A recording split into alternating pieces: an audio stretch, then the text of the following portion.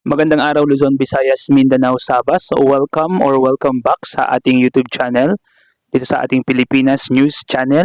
Once again, nagdadala na naman po tayo ng mga balita na nangyayari po ngayon, issue sa ating bansa, especially dito po sa nangyayaring hearing tungkol po sa war on drugs ni President Duterte. Pero alam niyo po ba na isa sa mga renowned, renowned personality sa mundo, ito po ang sinabi niya, no? Nakuha ko po ito sa TikTok. At sinabi po dito, Philippine congressmen should be ashamed of themselves. Mr. Duterte has done so many for his country. To be prosecuted by your own people for fighting the criminality is Avengers level threat. For my opinion, Mr. Duterte is the bestest president in the solar system alongside with President-elect Trump. So grabe mga kababayan, ito po si former Liberty City Senator and incoming SHIELD Director Nicolas Fury on watching Duterte Quadcom hearing. So ito po ay isang foreigner na nagbigay po siya ng comment, no, sa ating mga Philippine congressmen na tumutuligsa at kume-question sa mga ginawa ni President Duterte. So isipin niyo po mga kababayan, ito pong personalidad na to ay isang senator din sa isang lugar sa kanilang bansa. Pero ito po yung kanyang nasabi sa ating mga congressmen. At ito po ang kanyang tingin kay Mr. Duterte at sinabi po niya, or kay former President Duterte, at sinabi po niya na siya ay one of the bestest president, ano po, in the solar system. Grabe po yun, hyperbole po yung ginamit niya, in the solar system daw, alongside with President-elect Trump. So kung iisipin naman po natin talaga, no, hindi lang naman po war on drugs yung ginawa or ito pong naging project ni President or former President Rodrigo Roa Duterte. Baka nakakalimutan po ng mga congressmen natin yan, mga senators po natin yan, at sila po ay galit na galit sa kanya. Kung meron man pong kasalanan ang ating president, at lahat naman po siguro na naging presidente ay meron ding nagawang mga pagkakamali at mga shortcomings at hindi naman po sila perfecto. Magkakaiba lang naman po siguro ang kanilang ginawa. Pero ito pong si former President Duterte, ang sinabi po dito is one of the best test. Okay? Ibig sabihin po ng best test. Best na, kumbaga good, better, best, ginawa pang superlative na test. Kaya best test, no, kung kayo po ay English major. So napaka hinahangaan po niya si President Duterte. At hinahamak naman po niya ang mga Philippine congressmen pagdating po sa hearing na nangyaring ito. So dito naman po sa News 5 mga kababayan, sinabi po dito, nanumpa si Attorney Zulueca Lopez, ang Chief of Staff ni Vice President Sara Duterte, sa pagharap niya sa pagpapatuloy ng pagdinig ng House Committee on Good Governance and Public Accountability hinggil sa confidential expenses ng Office of the Vice President or OVP ngayong Miyerkules, November 20, mga kababayan. So kahapon lamang po ito, mga kababayan, na nangyari. So si Attorney Zulueca Lopez ay nangako na po na makiki-operate dito po sa pagdinig sa House Committee. At grabe po, talagang sa mga oras na ito, dahil papalapit na naman po ulit ang 2028 presidential elections, ay grabeng pambabatikos ang nangyayari sa mga Dutertes, dahil nga po ewan ko kung ano pong dahilan, marami po silang sinisilip sa mga Dutertes sa mga pagkakataong ito. Maaaring siguro sila po ay threat sa mga ilang political parties, kaya gusto nila as early as now ay ma-obsolete or mapapanghinaan or pahinain ang puwersa nitong mga Duterte, dahil alam po natin na malakas po magdala ng mga votes or malakas pong humila ng votes ang mga Duterte. Kaya kung sino man po ang lalaban sa kanila, maaaring magkaroon ng markang pagkatalo kung sakali.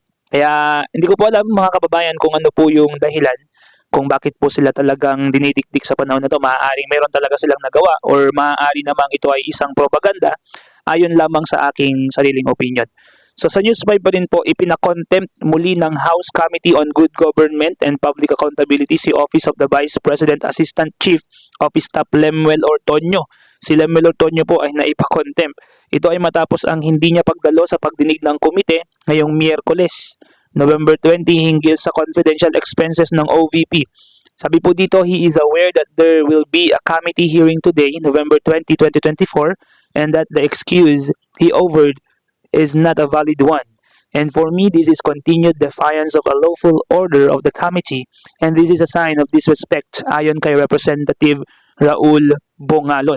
So according po sa News 5 Palen, sabi po ito pinunan ni 1st District Lanao del Sur Representative Zia Alonto Adjong ang acknowledgement receipt na ipinasa ng Office of the Vice President at Department of Education sa Commission on Audit na may parehong pangalan ngunit magkaiba ang pirma. So kung mapapansin po ninyo sa mga larawan na akin pong ipinapakita ngayon dito sa video na ito, kung isusum lamang po ninyo yung pong papel na ito, makikita po ninyo dito na merong iisang pangalan nga naman pero magkaiba po ang pirma. So, of course, sa mga House of Representatives or sa mga kumi-question sa confidential fund ay maaari nga po talagang maghinala. Hindi po natin alam mga kababayan kung ito ba ay totoo or na forgery or falsification or nadaya po ang papeles na ito ng nagrereklamo or yung pong inirereklamo. So, tignan po natin kung ano po yung lalabas sa investigasyon ng House of Representatives. Sa kabilang banda naman mga kababayan, para naman po sa mga balita tungkol sa Marcos, News 5 pa rin po, nagpasalamat ang Department of Justice o DOJ kay President Bongbong Marcos para sa kanyang pagsisikap upang mapabalik sa Pilipinas si Mary Jane Veloso matapos ang 14 na taon na pagkakakulong sa Indonesia. Naaresto si Veloso noong 2010 dahil sa kasong drug trafficking at nahatulan ng kamatayan. After a series of diplomatic dialogues and stronger ties with our international partners, especially Indonesia, the Philippine government was able to delay the imposition of the death sentence long enough to reach a more compassionate decision in our kababayan's favor ayon sa DOJ.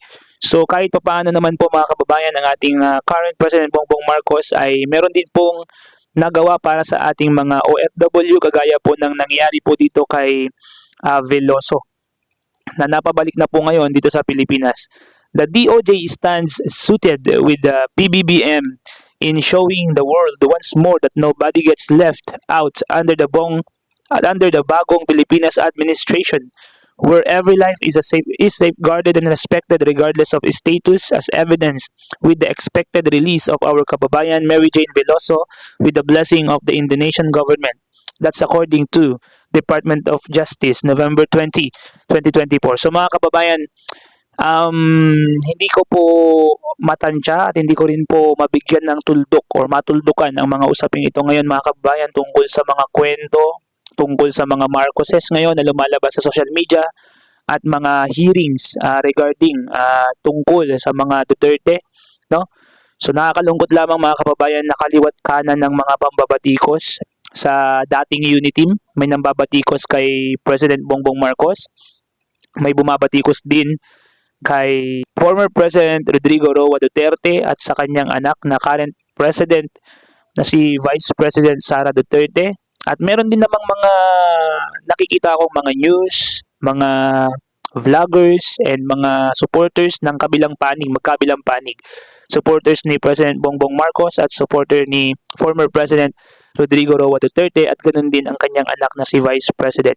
So hindi po natin alam mga kababayan kung ito po ba ay propaganda or ginagamit lamang para pabagsakin, pahinain ang puwersang politikal ng bawat isa para sa mata ng mga tao, or ito po ba ay may katotohanan. So, malalaman po natin yan mga kababayan as you tune up sa atin pong channel mga kababayan. So, kung gusto po ninyo na mga ganitong klase ng content ay paki-like nyo na po ang video na to at mag-subscribe na po kayo sa ating channel para mai-update ko po kayo sa ating mga susunod na videos na kagaya po nito.